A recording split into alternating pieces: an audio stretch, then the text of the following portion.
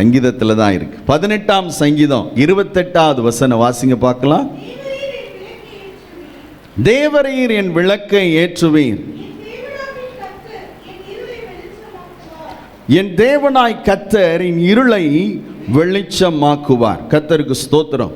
ஒரு விரலை இந்த 22ஆம் அதிகாரம் 2 சாமுவேலில் வைத்துக்கொள்ளுங்க, ஒரு விரலை 18ஆம் சங்கீதத்தில் வைத்துக்கொள்ளுங்க. நான் உங்கள்கிட்ட ஒரு கேள்வி கேட்குறேன். இந்த 2 அதிகாரமும் ஒன்றா வெவ்வேறையா? என்னதுங்க, சத்தமாக சொல்லுங்க. இந்த 2ம் ஒன்றா வேற வேறையா? ஒன்று தானா? ஒன்றா வேறையா? தப்பா சொல்லாதீங்க. சரி, ஒன்றுன்னு சொல்கிறவங்களா கைவத்தலையா சொல்லுங்க. சரி, வெவ்வேறேன்னு சொல்கிறவங்களா கைவத்தலையா சொல்லுங்க. நமக்கு ஏன்டா வம்பு, நம்ம வாட்டில் கையை வைத்த அவர் பார்க்க. சரி, நான் பார்த்தீங்கன்னா இந்த 2 அதிகாரத்தையும் படித்தேன்னா படிக்கும்போது கொஞ்சம் கஷ்டமாக இருந்துச்சு. அதனால் நான் என்ன பண்ணேன்னா பைபிளை ஒரு ஜெராக்ஸ் எடுத்தேன். அது சரியாக விழலை. அப்புறம் இந்த கூகுளில் போய் 2ஐயும் டவுன்லோட் பண்ணி ஒரு பிரிண்ட் கொடுத்தேன்னா பாக்ஸாக வந்துட்டு. அதனால் நான் என்ன செஞ்சேன்னா இதை ஒரு பிரிண்டிங் ப்ரெஸ்ஸில் போய் டைப் பண்ணேன். இந்த வாரத்தில் உட்காந்து டைப் பண்ணேன்னா டைப் பண்ணி படித்ததை உங்களுக்கும் சொல்லலான்னு சொல்லி தான் இதை 2 நான் பட்ட கஷ்டம் நீங்களும் படக்கூடாதுன்னு தான் என்ன செஞ்சுருக்கேன்னா இந்த 2ஐயும் சேர்த்து வச்சு பிரிண்ட் பண்ணியிருக்கிறேன். உங்கள் கைகளில் ஒரு ஷீட் இருக்குதா, ஒரு A3யில் ஒரு பெரிய ஷீட் இருக்குது பார்த்தீங்களா? அந்த ஷீட்டை எடுங்க பார்க்கலாம். சரி, இப்போ நீங்கள் சொன்னீங்க, என்ன சொன்னீங்க? 2 ஒன்றுன்னு சொன்னீங்களா? சரி, இப்போ நான் உங்கள்கிட்ட ஒவ்வொரு கேள்வியாக கேட்பேன். எழுதி படிக்க போகிறோம். இன்றைக்கி ஒரு அரை மணி நேரம் அல்லது ஒரு 35 நிமிடம் ஆண்டவர் சொல்கிற வார்த்தையை தியானிக்க போகிறோம். கர்த்தருக்கு ஸ்தோத்திரம். இதில் நீங்கள் பார்த்தீங்கன்னா 2 சாமுவேலில் எத்தனை வசனம் இருக்குது பாருங்கள். சரி, சங்கீதம் 18ல் எத்தனை வசனம் இருக்குது சொல்லுங்கள் பார்க்கலாம். வெவ்வேறையா ஒன்றா? முதல்ல அவுட் ஆகிட்டீங்க நீங்கள். சரி, இதில் 51, இதில் 50. சரி, இன்னும் நான் கொஞ்சம் கேள்வி கேட்குறேன், நீங்கள் நல்லா சொல்லுங்கள். சரிங்களா? எப்படி படிக்கணுங்கிறத உங்களுக்கு கற்றுக் கொடுக்குறேன். கர்த்தருக்கு ஸ்தோத்திரம். இதில் 18ஆம் சங்கீதத்தில் 1வது வசனத்தை தயவுசெய்து வாசிங்கள். சங்கீதம் 18:1. தம்பி கொஞ்ச நேரத்துக்கு டிஸ்பிளே போடாதீங்க. வாசிங்க.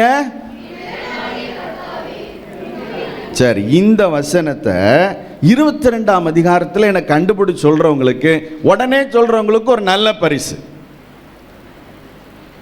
உடனே கண்டுபிடிச்சு சொல்கிறவங்களுக்கு ஒரு பெரிய பரிசு.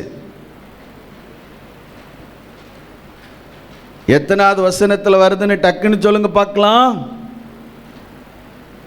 இப்போ பரிசை நானே வச்சுக்கிறேன். இப்போ பார்த்தீங்களா? என்னங்க பார்த்தீங்களா?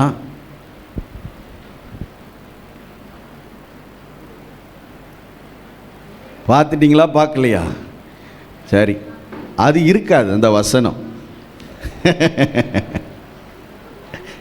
அப்போ 2 ஒன்றுன்னு சொன்னவங்கெல்லாம் என்ன செய்யணும்? எனக்கும் பாஸ்டருக்கும் பரிசு கொடுத்துட்டு போயிடணும். சரிங்களா? சரி, 2 ஒன்றுன்னு சொன்னவங்களாம் என்ன செய்யணும்? ஆமாம், பேனா வச்சுருக்கீங்களா? அப்படி எழுதி படிக்கலாம். பென் வச்சுருந்தீங்கன்னா சரி. அடுத்தது நீங்கள் வாசிப்பீங்க அப்படின்னு சொன்னால் கர்த்தருக்கு ஸ்தோத்திரம். இதில் 5வது வசனத்தை வாசிங்க. அதாவது 2 சாமுவேல் 22:5 வாசிங்க. மரண அலைகள் என்னை, துர்ச்சன பிரவாகம் என்னை பயப்படுத்தினது.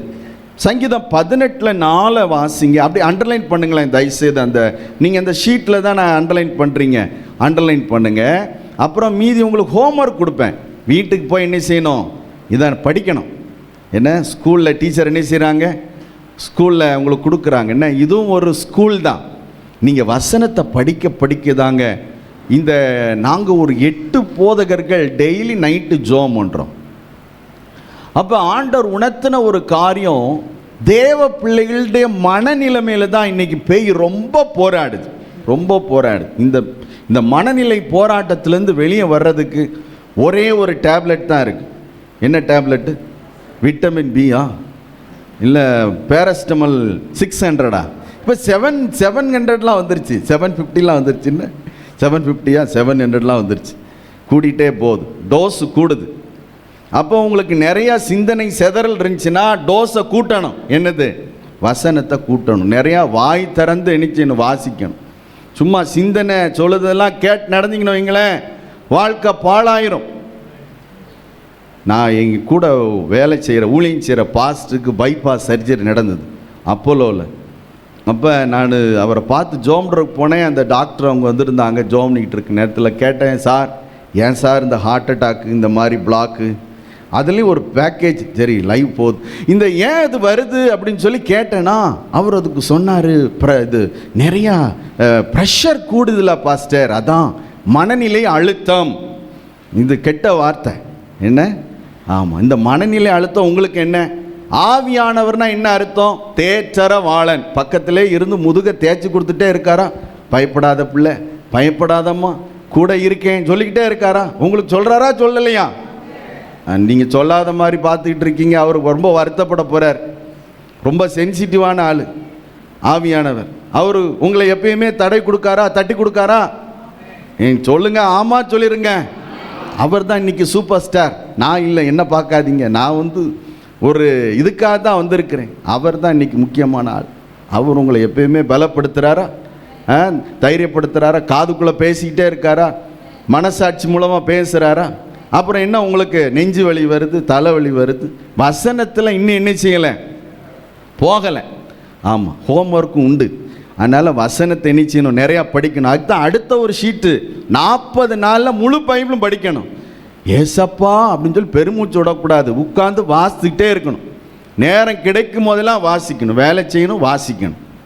என்ன, நான் ஒரு நாள் ராஜபாளையத்தில் எங்கள் சர்ச்சு ஃபேனு ஒரு 4-5 ஃபேனு காயில் போயிட்டு, அங்கே காயில் கட்டினா ரொம்ப ரூபா ஆகுன்னு சொல்லி பழைய பஸ் ஸ்டாண்டு பக்கம் ஒரு விசுவாசி ஒரு பெரிய பையில் 2 பையில் வச்சு கொண்டு போய் பக்கத்தில் வச்சுக்கிட்டு இருக்கேன். அந்த காயில் கட்டுற அண்ணன் அவர் புதிய பாடை வச்சு வாசிக்கிட்டே இருக்கார்.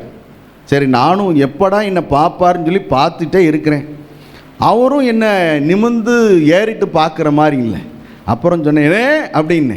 உடனே என்ன பண்ணார் தெரியுமா, அந்த புதிய பாடை இப்படி பனியனில் இப்படி சொறி வச்சுக்கிட்டார். காயில் கட்டுற பையங்க 5 பையங்க கட்டுறாங்க. அதில் நின்னும் அந்த புதிய ஏற்பாடை வாசிக்கிறாரு, உட்கார்ந்து வாசிக்கிறாரு. ஏன்டா பேசிக்கிட்டு இருக்கும்போது 2 நிமிஷத்துக்கு ஒருக்கா வாசிக்கிறாரு. எனக்கே அவமானம் ஆயிட்டு. நான் அப்படி வாசிக்கணும். என்ன நான் நினச்சேன், நான் அப்படி வாசிப்பேன், நீங்களும் வாசிக்கணும். இந்த வசனம் எலும்புக்கெல்லாம் ஆரோக்கியம், ஊனுக்கெல்லாம் ஔஷதம், நல்ல ஒரு மெடிசினாக உங்களுக்கு தந்திருக்கேன் கையில். டெய்லி வாசித்துட்டு போகணும் வேலைக்கு வெளியில் போகும்போது. அல்லேலூயா.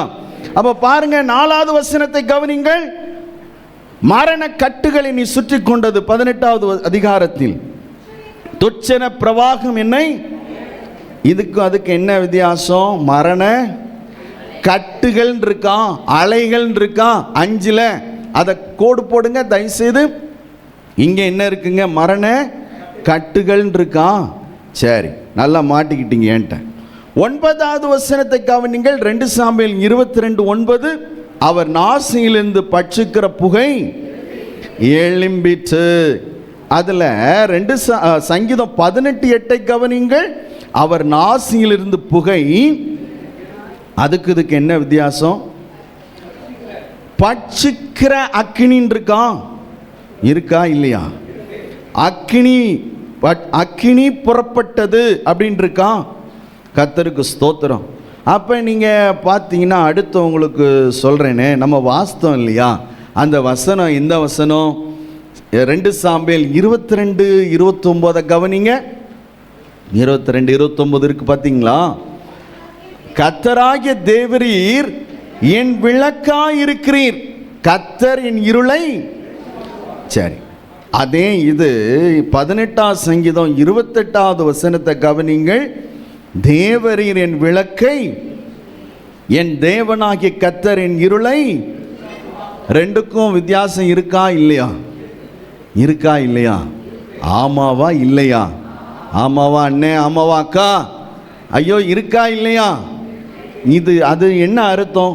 கர்த்தராகிய தேவரின் விளக்காய் இருக்கிறீர் அப்படின்னா என்ன அர்த்தம்? He himself is a light to me, lamp to me. இது என்ன அர்த்தம்? தேவரின் விளக்கை ஏற்றுவீர். You will lighten my lamp. இதுக்கும் அதுக்கும் வித்தியாசம் இருக்கா? பெரிய வித்தியாசம். ஏசப்பா நீங்களே எனக்கு விளக்குன்னு சொல்கிறது ஒன்று, நீங்கள் வந்து என் விளக்கை ஏற்றுவீங்க அப்படின்னா என்னது, அது வேற இல்லையா? பெரிய வித்தியாசம் இருக்குது பார்த்தீங்களா? தமிழில் நம்ம கவனித்து நம்ம பார்க்கணும் இல்லையா? அப்போ நிறைய வித்தியாசங்களை நம்ம பார்க்குறோம். இது மாதிரி நான் இப்போ உங்களுக்கு ஒரு சின்ன உதாரணம் சொல்லியிருக்கிறேன். வீட்டுக்கு போய் என்ன செய்யணும், இந்த வசன ஷீட்டை வச்சு இன்னும் இந்த 50 வசனத்தில் இந்த 51 வசனத்தில் என்னென்ன வித்தியாசங்கள் இருக்குன்னு சொல்லி உங்கள் பிள்ளைகள் கலர் பென்சில் வச்சுருப்பாங்க பாருங்கள், அதை வச்சு நீங்கள் என்ன செய்யணும், கோடு போட்டு நீங்கள் படிக்கணும். படிக்க படிக்க படிக்க ஒரு தெய்வீக அபிஷேகம் உங்களை நிரப்புறதை பார்ப்பீங்க. ஏன்னா நான் அதை ருசித்து வந்து தான் உங்களுக்கு இப்படி எடுத்து நான் படித்ததை உங்களுக்கு சொல்லி கொடுக்கணும் அப்படின்ட்டு தான் ஒரு ஆர்வத்தில் நான் இதை எடுத்திருக்கிறேன். இதை நான் வாசிக்க எனக்குள்ள ரொம்ப சந்தோஷமாயிற்று. தேவரீர் என் விளக்கை ஏற்றுவீர் அப்படிங்கிற வார்த்தையை வாசிக்கும் போது என் உள்ளத்தில் இருந்த அந்த ஆனந்த சந்தோஷத்துக்கு அளவே இல்லைங்க. நீங்களும் இதை தேடி வாசிங்க, உங்கள் இருதயத்தையும் நான் அனுபவித்த அதே சமாதானம் உங்களை நிரப்பும். ஹல்லேலூயா. நீதிமொழிகளில் பார்க்குறோம், மன மகிழ்ச்சியிலும் துக்கம் உண்டா. உலகத்தில் சேர்ந்து கூட்டமாக சேர்ந்து கைத்தட்டி ஹான்னு சிரிக்காங்க பாருங்க, அதன் முடிவிலையும் மன துக்கம் இருக்குதான். ஆனால் இந்த நிரந்தரமான சந்தோஷத்தில் எந்த துக்கமே இல்லைங்க. கை வைத்து அல்லேலூயா சொல்லுங்க. ஆவியானவரே நன்றின்னு சொல்லுங்க. இயேசுவே உமக்கு நன்றின்னு சொல்லுங்க. கர்த்தருக்கு ஸ்தோத்திரம். அப்போ ஏன் இந்த வித்தியாசம் வருது அப்படின்னு சொல்லி பார்த்தீங்கன்னா வேற ஒன்றும் இல்லைங்க. அதாவது தாவீது இந்த சங்கீதத்தை பாடினாலும் தாவீது ஒரு முறைப்படியாக இசை கற்றுக்கொண்டிருப்பாரா அப்படின்னு சொல்லி தேடி பார்த்தேன், ஒன்றும் இல்லை. இவர் என்ன செய்தார்னா பாடலை இயற்றினார். பாடலை கோராகு புத்திரட்ட கொடுக்கிறார், ராக தலைவனுக்கு ஒப்புவிக்கிறார். அவங்கெல்லாம் நல்லா படித்த மியூசிஷியன். இப்போ உங்களுக்கு பாட்டு படித்தேன் இல்லையா, நான் முறைப்படி ரொம்ப படிக்கலை, ஆனால் கீபோர்டெலாம் வாசிப்பேன். நான் இது செல்லில் ஒரு கீபோர்டு டவுன்லோட் பண்ணி வச்சுருக்கேன். அதை தொட்டு தான் அன்னைக்கு ராத்திரி இந்த பாட்டை எழுதினேன். அப்படி எழுதினேங்கிறதுக்காக நான் சிறந்த ஒரு இசை படித்தவன் அல்ல. அப்போ இசை ஒழுங்காக படித்தவங்களுக்கு தான் நான் பாட்டு படிக்கும்போது என்னென்ன மிஸ்டேக் பண்ணேன்னு தெரியும். இதே மாதிரி தாவீது கோராகு புத்திரருக்கு ராகத்தலைவனுக்கு கொண்டு ஒப்புவிக்கிறார். ஒப்புவிக்கும் போது அவங்க இந்த பாட்டை என்ன செய்கிறாங்கன்னா அந்த இசைக்கு தகுந்த மாதிரி சப்த சுரங்கள்னு சொல்கிறாங்களா, 7 கட்டை, அந்த 7 கட்டைக்குள் அடங்காத வார்த்தைகளை கொஞ்சம் குறைச்சி கொஞ்சம் நீட்டி என்ன செய்கிறாங்க, எழுதுகிறாங்க. கர்த்தருக்கு ஸ்தோத்திரம். அப்போ நீங்கள் இந்த சங்கீதத்தை என்ன செய்யணும், அதிகமாக நீங்கள் கூர்ந்து படிக்க வேண்டும். கர்த்தருடைய நாமம் மகிமைப்படுவதாக. ஒவ்வொரு வேத பகுதிக்கும் ஒவ்வொரு பின்னணியம் இருக்கிறது. இந்த சங்கீதம் 18ஆம் சங்கீதத்திற்கு ஒரு பின்னணியம் இருக்கிறது. அதிலிருந்து தான் நாம் கற்றுக்கொள்ளப் போகிறோம். நீங்கள் வாசிப்பில் ஆனால் 2 சாமுவேல் 21ஆம் அதிகாரத்துக்கு நேராக நீங்கள் உங்களுடைய இன்னொரு காரியத்தையும் சொல்ல மறந்துட்டேன். இதில் 27 யுத்த பொருட்களை தாவீது ராஜா பிரயோகப்படுத்துகிறார். கோட்டை, கேடகம் இப்படிலாம் பயன்படுத்துகிறார். 27 யுத்த பொருட்களின் மேல் தேவனுடைய பெயரை வைத்து அவர் பாடுகிறார். அப்போ ஆண்டவர் அப்படி உங்களை பாதுகாக்கிறாராம். ஒரு சிலருக்கு எது எடுத்தாலும் பயம், பைக்கில் போனால் பயம், காரில் போனால் பயம், நடந்தால் பயம், உட்கார்ந்தா பயம், நாளைக்கு ஆஃபீஸ் போகிறதும் பயம். இயேசுவின் நாமத்தினால எல்லா பயங்களும் உங்களுடைய இருதயத்தை விட்டு வேரோடு கூட பிடுங்கி எறிகிறேன். அல்லேலூயா. ஆண்டவர் அவ்வளோ சூழ்ந்து நம்மளை பாதுகாக்கிறார்.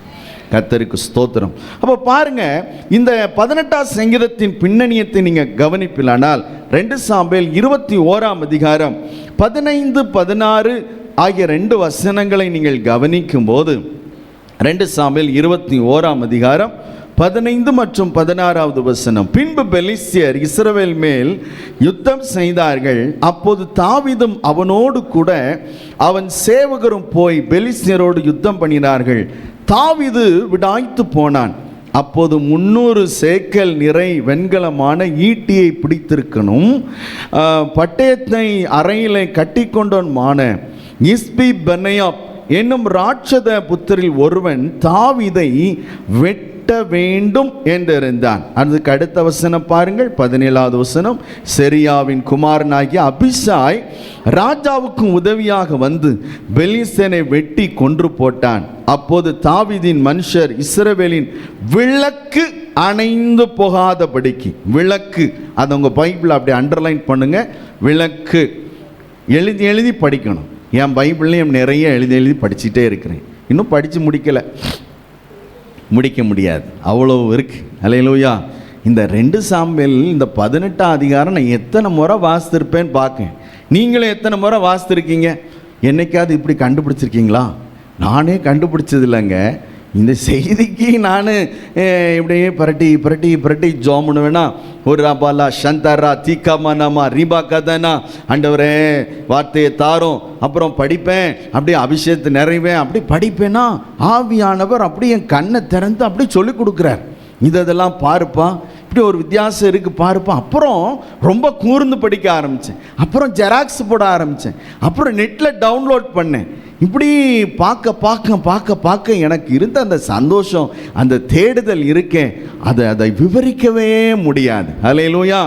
அப்போ இந்த விளக்கு, அந்த விளக்கு, அதை வைத்து தான் அந்த வார்த்தையில் பார்க்கிறோம், தேவரின் விளக்கை ஏற்றுவீர்.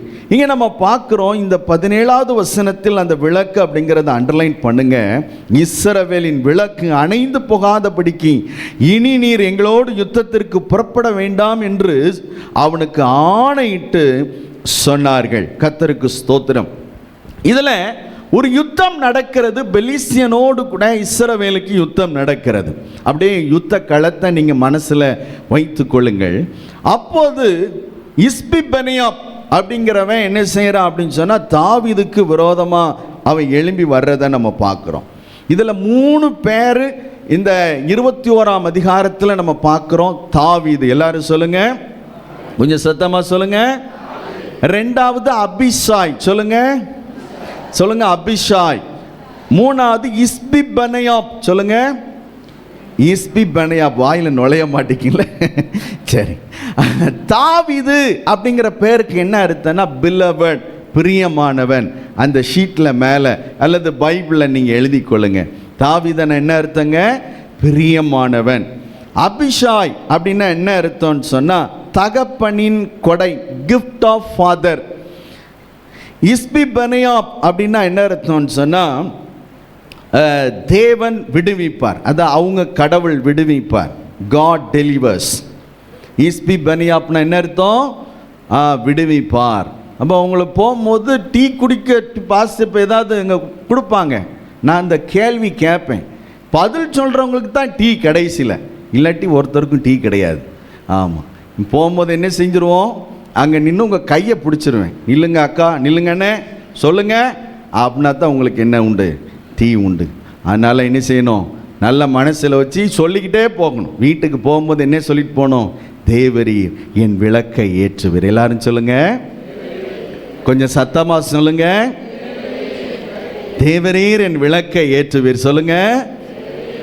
அப்போ பாருங்க, இவன் என்ன செய்கிறான் அப்படின்னு சொல்லி நீங்கள் பார்த்தீங்கன்னு சொன்னால், இந்த 21ஆம் அதிகாரம் 16வது வசனத்தை நீங்கள் கவனிக்கும் போது நம்முடைய தமிழ் வேதத்தில் இஸ்பிபெனியாப் என்னும் ராட்சத புத்திரனில் ஒருவன் தாவீதை வெட்ட வேண்டும் என்று இருந்தான். நான் ஒரு சில ஆங்கில வேதத்தை வைத்து தான் இந்த செய்தி ஆயத்தம் பண்ணினேன். அப்பொழுது ஒரு பைபிளில் எப்படி இருந்ததுன்னா, 2 பைபிளில் வேற மாதிரி இருந்துச்சு.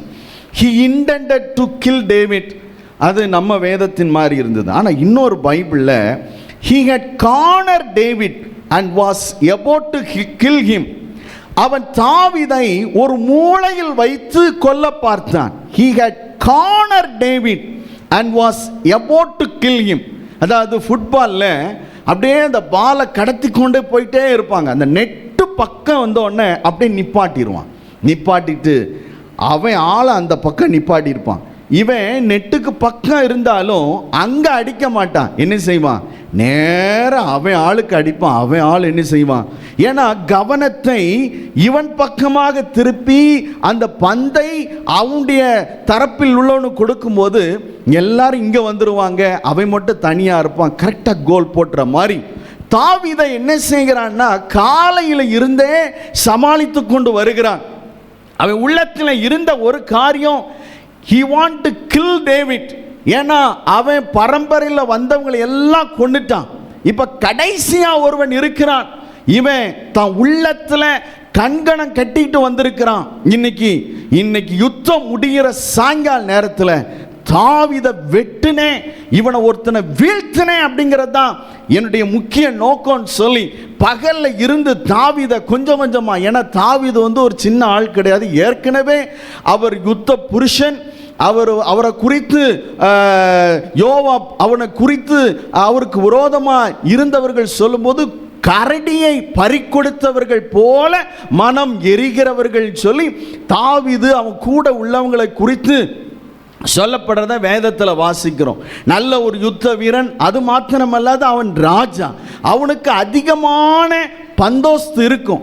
இதையெல்லாம் அவன் கொஞ்சம் கொஞ்சமா தகர்த்து கடைசியில் அவன் என்ன நினைத்த அந்த காணருக்கு கொண்டு போய் ஓங்கி ஒரு போட வரும்போது தான், தாவீதை கொலை செய்ய வரும்போது தான் கர்த்தர் அபிஷாய் என்ற ஒருவனை அனுப்பி தாவீதுக்கு கைலா கொடுக்கவும் தாவீதுடைய உயிரை தப்புவிக்கவும் கர்த்தர் அன்றைக்கு உதவி செய்தார். அவன் விளக்கு அணையாதபடிக்கு தேவனே பாதுகாத்தார். இன்றைக்கும் கூட தேவ பிள்ளைகளே, உங்களை எப்படியாகிலும் பழிவாங்க வேண்டும் என்று சொல்லி உங்களோடு கூட இருக்கிறவர்கள் உங்கள் மேல் கவனம் வைத்ததை நீங்கள் அறியவில்லை.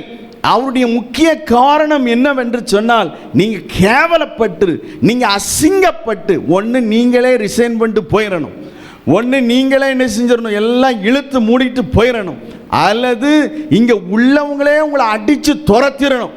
அதுதான் அவங்களுடைய எண்ணம்.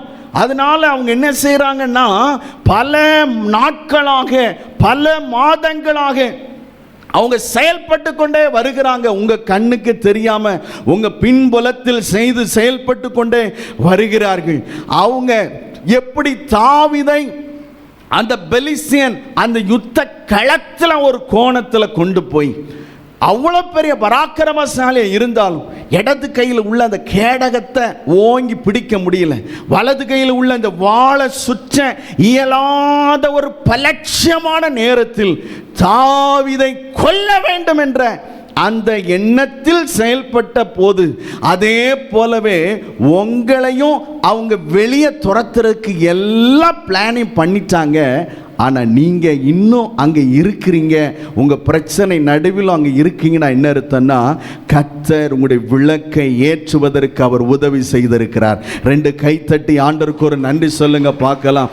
they wanted to kick you out of your job, your working spot, but still you are exceeded, still you are established in the place because of God's favor, because of God's love in your life.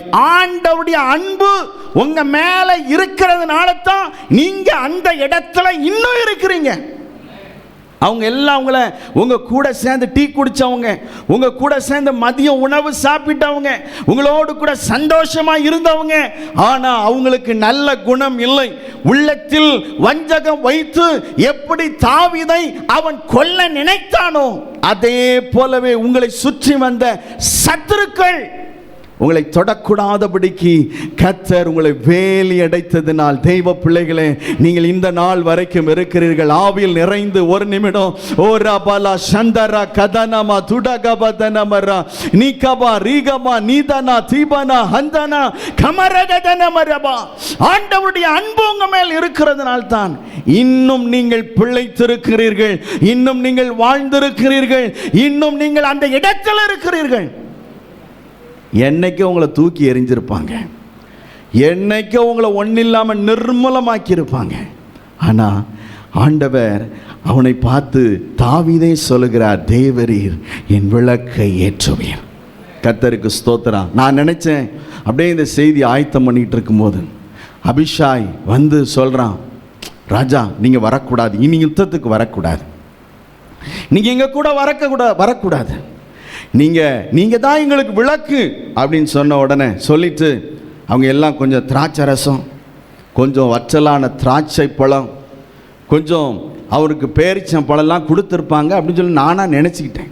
கொடுத்துட்டு ராஜாவை பலப்படுத்தி சொல்லியிருப்பாங்க. உடனே ராஜா அதெல்லாம் தட்டி விட்டுட்டு அவர் ஒரு statement சொல்கிறார் பாருங்க, அதான் ரொம்ப பியூட்டி. ஏய், நீயா என் ஜீவனை காப்பாற்ற போகிற?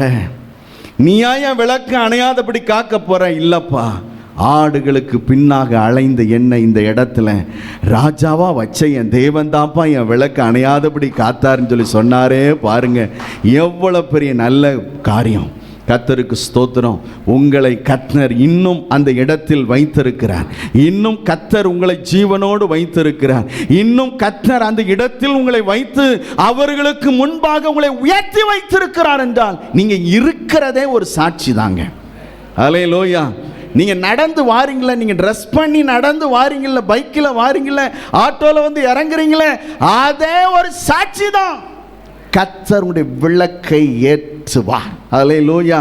சொல்லுங்க, கர்த்தரின் விளக்கை ஏற்றுகிறீர். சொல்லுங்க, சத்தமா சொல்லுங்க, இன்னும் சத்தமா சொல்லுங்க. இதுக்கெல்லாம் உங்களை காத்த தெய்வன் உங்களை காக்காமல் இருப்பாரா? நம்ம ஒரு பழைய பாடல் ஒன்று பாடுவோம் தெரியுமா? தீமை செய்கின்றவர்கள் எனக்கு தீமை செய்ய விரும்புகையில், தீமை செய்கின்றவர்கள் எனக்கு தீமை செய்ய விரும்புகையில், என் தேவன் அருகில் வந்து என்னை காத்து நின்றார். என்னை பகைத்தவர்கள் தேவனை அறிந்தார்கள். என் தேவன் அருகில் வந்து என்னை காத்து நின்றார். என்னை பகைத்தவர்கள் தேவனை அறிந்தார்கள். என் தேவன் என் வெளிச்சம், என்னை ரட்சிப்பவரும் அவரே. என் ஜீவனுக்கு அரணானவர், நான் யாருக்கும் அஞ்ச மாட்டேன். என் தேவன் என்னை ரட்சிப்பவரும் அவரே. என் ஜீவனுக்கு அரணானவர், நான் யாருக்கும் அஞ்ச மாட்டேன். ஹல்லேலூயா.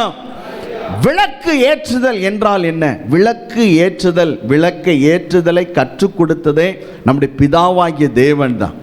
முதலாவதாக முழு தேசத்திலும் உலகத்திற்கும் விளக்கு ஏற்ற கற்றுக் கொடுத்தது நம்முடைய தேவன் தான். அவர் தான் வனாந்தரத்தில் மோசேக்கு அவர் கற்பித்து, என் ஸ்தலத்தில் நீ குற்று விளக்கு ஏற்ற வேண்டும் என்று ஆண்டவர் சொன்னார். விளக்கு ஏற்றுதல் என்றால் ஒரு புதிய ஆசீர்வாதமான துவக்கத்தை குறிக்கிறது. பாஸ்டர் சொன்னாங்க இல்லையா, மார்ச் மாதம் முதல் நாள் நமக்கு வாக்குத்தத்த ஆராதனை. இனி 7 நாளைக்குள்ள கர்த்தர் உங்களுடைய தலை உயர்த்துவார் என்று சொல்லி தேவனுடைய சமூகத்திலிருந்து நிறைந்த மனதோடு உங்களை பார்த்து சொல்லுகிறேன். 7 தினங்களுக்குள்ளாக உங்களுடைய வாழ்க்கையில் ஒரு பெரிய மாற்றத்தின் ஆசீர்வாதத்தை கர்த்தர் கட்டளையிடுவார். புதிய துவக்கம் என்று பொருள். விளக்கை ஏற்றுதல் என்றால் என்ன? அதாவது வரலாற்றில் இருளான பக்கங்கள் என்று சொல்லப்படுவது தோல்வியை, ஒரு அரசனின் தோல்வியை குறிக்கிறது. அதே இது மதில் சுவரின் மேல் அது அந்த தீப்பந்தத்தை, அதாவது விளக்கை ஏற்றுவது வெற்றியை அடையாளப்படுத்துகிறது. ஒரு தேசத்தின் கொடி பாதி கம்பத்தில் அது இறக்கப்பட்டு தொங்கப்படுவது அவருடைய தோல்வியை குறிக்கிறது. அதே கொடியானது உச்சத்தில் தொங்குவது அவர்கள் வெற்றி அடைந்ததை குறிக்கிறது. ஆண்டவர் இந்த நாளில், இந்த கடைசி வாரத்தில் உங்களை பார்த்து சொல்லுகிறார், உன் விளக்கை ஏற்றுவேன், உடைய கொடியை ஏற்றுவேன். சத்துரு வெள்ளம் போல வரும்போது ஆவியானவர் அவனுக்கு எதிராக கொடியேற்றுவார். உங்களுக்கு எதிராக வந்ததான, பிரவாகித்து வந்ததான எல்லா தீமைகளுக்கும் ஆண்டவர் எதிராக உங்களுடைய கொடியை, உங்களுடைய கொடி அற கம்பத்தில் அல்ல, உங்களுடைய கொடி உச்சத்தில் பறக்க கர்த்தர் உதவி செய்வேன் என்று சொல்லுகிறார். ஹல்லேலூயா. கர்த்தருக்கு ஸ்தோத்திரம். வேகமாக ஒரு 3 குறிப்புகளை மாத்திரம் சொல்லி சரியாக ஒரு 9-10 நாம் ஜெபித்து முடிக்கலாம். முதல் குறிப்பாக விளக்கு ஏற்றுவது என்ன என்றால் என்ன? முதல் குறிப்பு, சந்ததியை ஆசீர்வதிப்பதின் மூலம் விளக்கை ஏற்றுகிறார். அந்த குறிப்பை முதல்ல எழுதிக்கங்க, அப்புறம் நம்ம வேகமாக இந்த பார்த்து நாம் முடிக்கலாம். முதலாவதாக சந்ததியை ஆசீர்வதிப்பதின் மூலம் விளக்கு ஏற்றுகிறார். இரண்டாவதாக கனப்படுத்துவதின் மூலம் விளக்கை ஏற்றுகிறார். கனப்படுத்துவதன் மூலம் விளக்கை ஏற்றுகிறார். God lights our lamp by glorifying. மூன்றாவதாக, கர்த்தருக்கு ஸ்தோத்திரம், சத்துருக்களின் கைகளுக்கு நம்மை விளக்கி ரட்சிப்பதின் மூலமாக விளக்கை ஏற்றுகிறார். God lights our lamp by saving us from the hand of enemy. மூன்றாவது குறிப்பு, சத்துருக்களின் கைகளுக்கு விலக்கி ரட்சிப்பதின் மூலமாக விளக்கை ஏற்றுகிறார். ஒரு நிபந்தனையை நாம் தியானித்து நாம் மகிழ்ச்சியோடு கூட கடந்து செல்ல இருக்கிறோம். முதல் குறிப்பு நாம் பார்த்தோமானால், இங்கே சொல்லப்பட்டிருக்கிறது விளக்கை ஏற்றுவது என்று நாம் பார்த்தோமானால், சந்ததியை ஆசிர்வதிப்பதின் மூலம் விளக்கை ஏற்றுகிறார். 1 ராஜாக்கள் 11ஆம் அதிகாரம் 36வது வசனத்தை நான் வாசிக்கும் போது, 1 ராஜாக்கள் 11:36, என் நாமம் விளங்கும்படிக்கு நான் தெரிந்து கொண்ட நகரமாகிய எருசலேமிலே என் சமூகத்தில் என் தாசனாகிய தாவீதுக்கு என்னாலும் ஒரு விளக்கு இருக்கத்தக்கதாக அவன் குமாரனுக்கு ஒரு கோத்திரத்தை கொடுப்பேன்.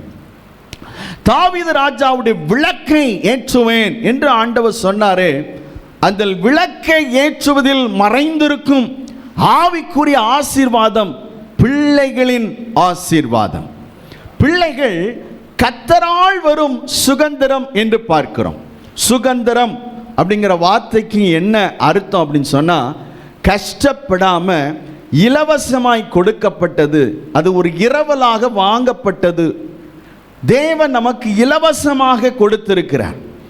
கற்பத்தின் கனி அவரால் கிடைக்கும் பலன். தேவன் கொடுத்த ஆண் குழந்தைகளோ பெண் குழந்தைகளோ அது தேவனால் நமக்கு இலவசமாக கொடுக்கப்பட்டது. பிள்ளை இல்லை என்றால் கிடையாது. ஆனால் தேவன் ஒவ்வொருவருக்கும் பிள்ளைகள் கொடுத்திருக்கிறார். இந்த 40 நாட்களில் நம்ம சபையில் நிறைய குழந்தைகள் பிறக்கும். அல்லேலூயா. திருமணங்கள் நடக்கும். ஆசீர்வாதமான காரியங்கள் நிகழும். ஆமென் சொல்லுங்க. கர்த்தருக்கு ஸ்தோத்திரம். ஆண்டவர் விளக்கை ஏற்றுகிற தேவனாக இருக்கிறார். தாவீதுக்கு ஆண்டவர் வாக்கு பண்ணினார். ஆண்டவருடைய வார்த்தை நான் பார்த்தோமானால் 1000 தலைமுறை மட்டும் அவர் இரக்கம் செய்கிற தேவனாக இருக்கிறார். உங்கள் நிமித்தமாக நீங்க எப்படி வாழ்றீங்களோ, பெற்றோராகிய நீங்கள் எப்படிப்பட்டதான வாழ்க்கை வாழ்றீங்களோ அதை பொறுத்து தான் இந்த ஆசீர்வாதம் உங்க சந்ததிக்குள்ள கடந்து போகணுமா, அல்லது உங்க நேரத்தோடு கூட அந்த ஆசீர்வாதம் நின்று போகணுமா அப்படிங்கிறது கணக்கிடுறது உங்க கையில தான் இருக்குது. தாவீது ராஜாவுடைய உத்தமத்தை வைத்து ஆண்டவர் இங்கு சொல்லுகிறார், என்னாலும் ஒரு விளக்கை அவனுக்கு கட்டளையிடுவேன். இது ஒரு இடத்துல இல்லைங்க, பல இடத்துல அவர் சொல்றார். 1 ராஜாக்கள் 15ஆம் அதிகாரம் 4வது வசனத்தை நீங்க பார்த்தீங்க அப்படின்னு சொன்னா, அதுல கடைசி வரியை கவனிங்க தயவு செய்து. 1 ராஜாக்கள் 15:4 கடைசி வரி.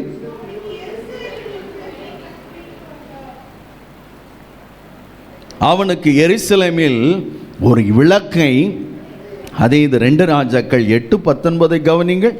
மறுபடியும் சொல்றார், கர்த்தர் உன் குமாரருக்குள்ளே என்னாலும் ஒரு விளக்கை உனக்கு கட்டளையிடுவேன் என்று தம்முடைய தாசனாகிய தாவீதுக்கு சொன்னபடியே அவன் நிமித்தம் அவர் யூதாவை முற்றிலும் கெடுக்கவில்லை.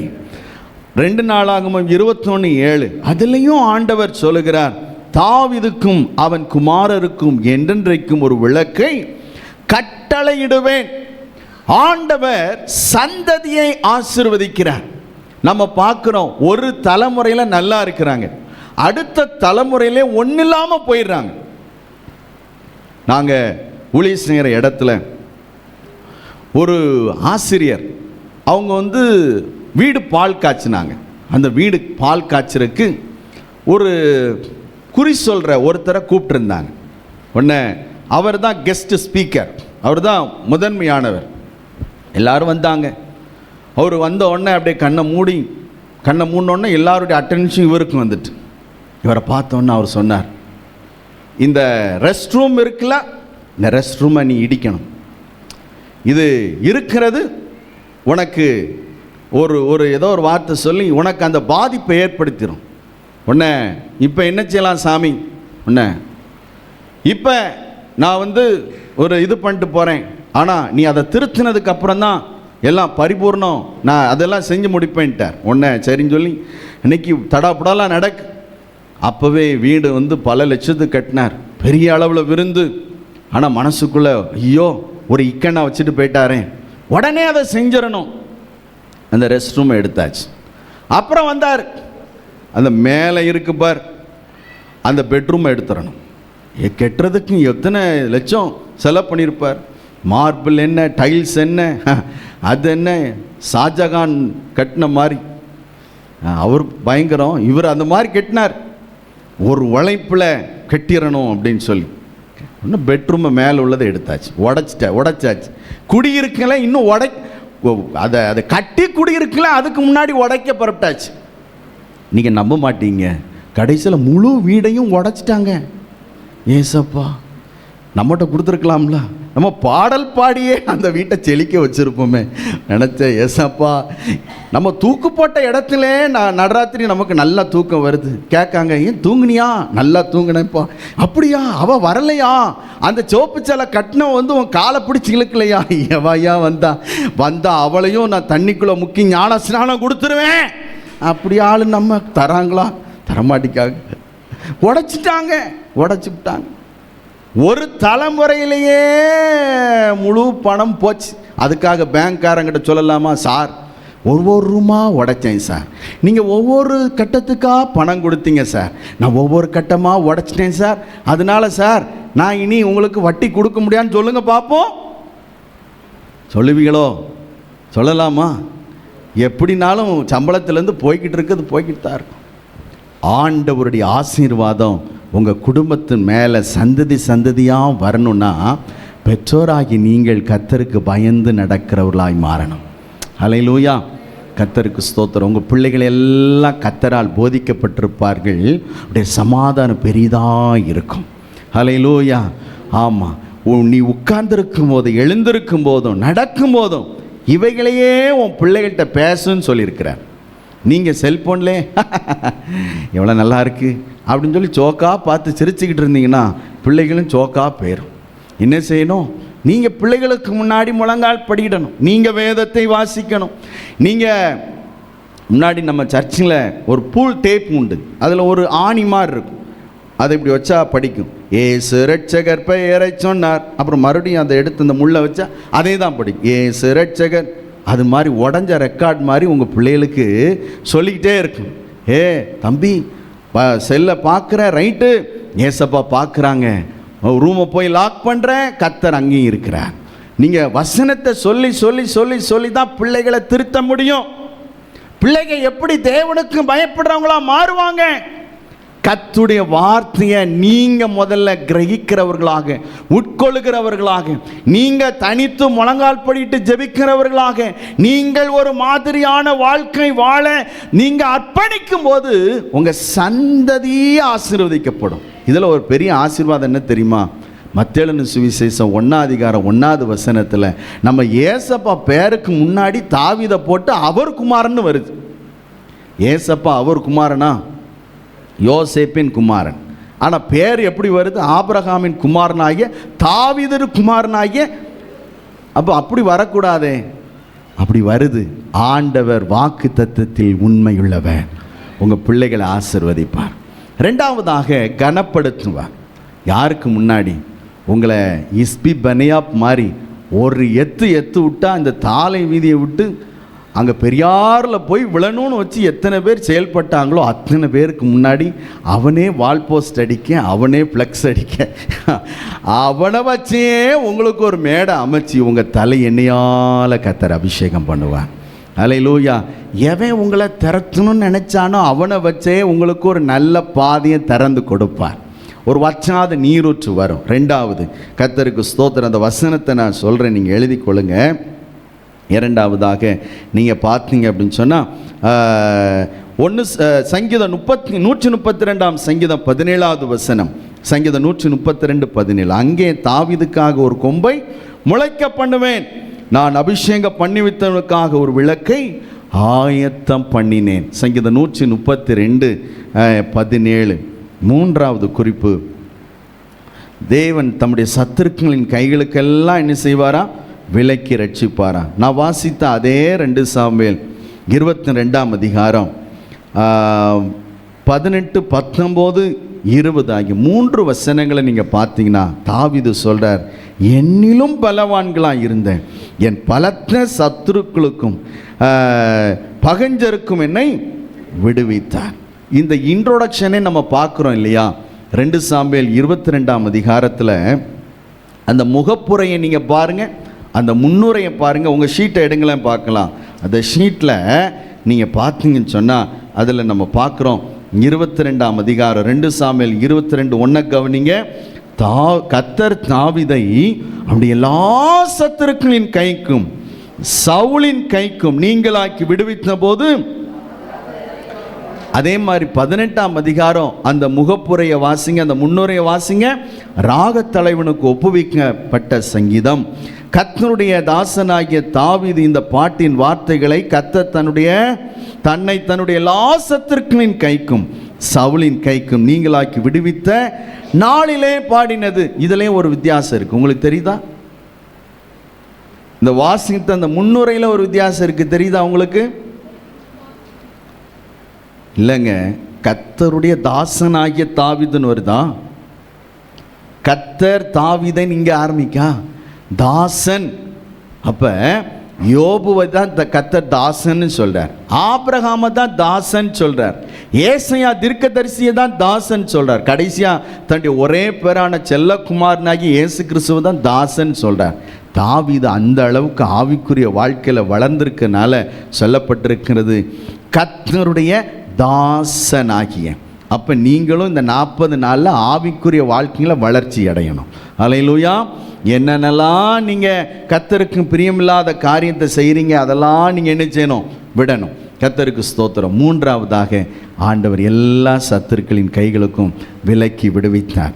ஆண்டவர் விடுவிக்க அவரிடத்தில் காணப்பட்ட ஒரே ஒரு நல்ல சுபாவம் 2 சாமுவேல் 22, 26, 27 ஆகிய வசனங்களை நீங்கள் வாசிக்கும்போது ஒரு நிபந்தனையை நம்ம பார்க்குறோம்.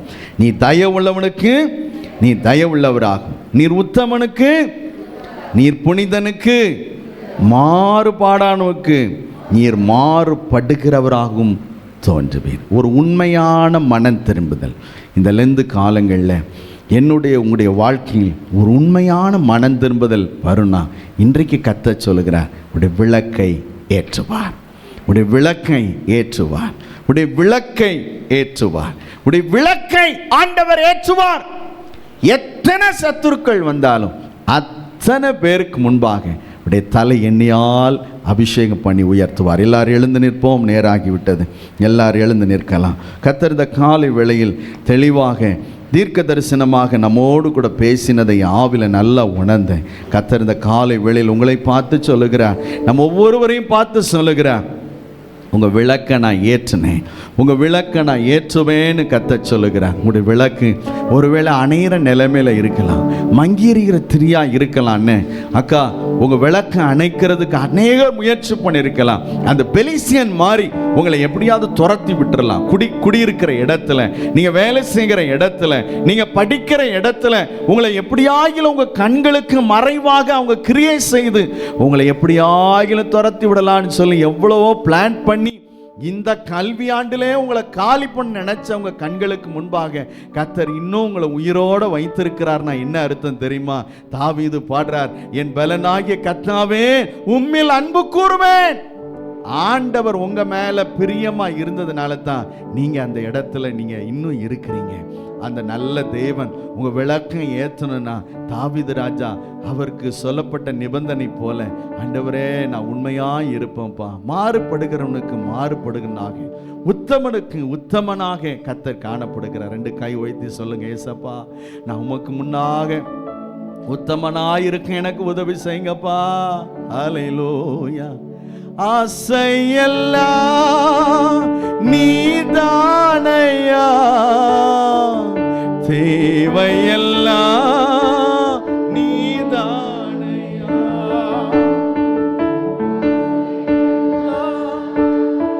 நீதானையா, தேவையெல்லாம் நீதானையா, ரட்ச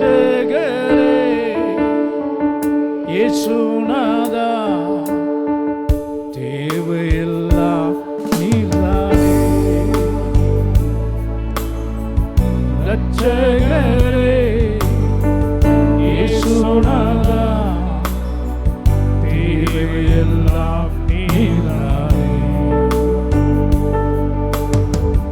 உம்மோடு வாழ்வு என் பாக்கியம், நீரே எனது உயிர் துடிப்பு. உம்மோடு வாழ்வதே என் பாக்கியம், நீரே எனது உயிர் துடிப்பு. உமது விருப்பம் போல் நடத்துகிறேன், உமது விருப்பம் போல் நடத்துகிறேன். முடிவில் மகிமையில் ஏற்றுக்கொள்வேன், முடிவிலே மகிமை ஏற்றுக்கொள்வேன். உலகில் வாழும் நாட்களெல்லாம் உமது செயல்கள் சொல்லி மகிழ்வேன். உலகில் வாழும் நாட்களெல்லாம் உமது செயல்கள் சொல்லி மகிழ்வேன். உம்மைத்தான் அடைக்கலமாய் கொண்டுள்ளேன், உம்மையே நம்பி வாழ்ந்திடுவேன். ஆசையெல்லாம் நீர்தானையா, தேவையெல்லாம் நீர்தானையா. ஆசையெல்லாம் நீர்தானையா, தேவையெல்லாம் நீர்தானையா. ரட்சகரே இயேசுநாதா, தேவையெல்லாம் நீர்தானே. ரட்சகரே இயேசுநாதா, தேவையெல்லாம் நீர்தானே. கிருபை இரக்கம் நிறைந்த எங்கள் அன்பின் தூய ஆவியானவரே, தேவரீர் என் விளக்கை ஏற்றுவீர். உடைய மகத்துவமுள்ள நாமத்தில் நீர் இன்றைக்கு எங்களோடு பேச நம்முடைய வார்த்தைகளுக்காக நன்றி. வார்த்தைகளுக்கு கர்த்தர் நீர் எங்களிடத்தில் எதிர்பார்க்கிற தெய்வீக சுபாவங்களுக்கு எங்களை அர்ப்பணிக்கிறோம், ஒப்பு கொடுக்கிறோம். கர்த்தருடைய வார்த்தைகளை எங்கள் மத்தியில் கொண்டு வந்த தாசரை இன்னும் பல ஆயிரங்களுக்கு, ஆண்டவரே பல நூறு சபைகளுக்கு, ஆண்டவரே அநேக ஊழியர்களுக்கு ஆசீர்வாதத்தின் பாத்திரமாய் பயன்படுத்தும். திருவசனத்தை கேட்ட தேவ ஜனங்கள் ஒவ்வொருவரையும் ஆன்லைன் வாயிலாக கேள்விப்பட்டவர்கள், இன்றைக்கு பிறந்த நாள் திருமண நாள் காண்கிற தேவ பிள்ளைகள், குறிப்பாக வெளியூர்கள் மற்ற இடங்களிலிருந்து வந்திருக்கிற திருச்சபை குடும்பங்கள் எல்லாரையும் உடைய அன்பின் கரங்களில் அர்ப்பணிக்கிறோம்.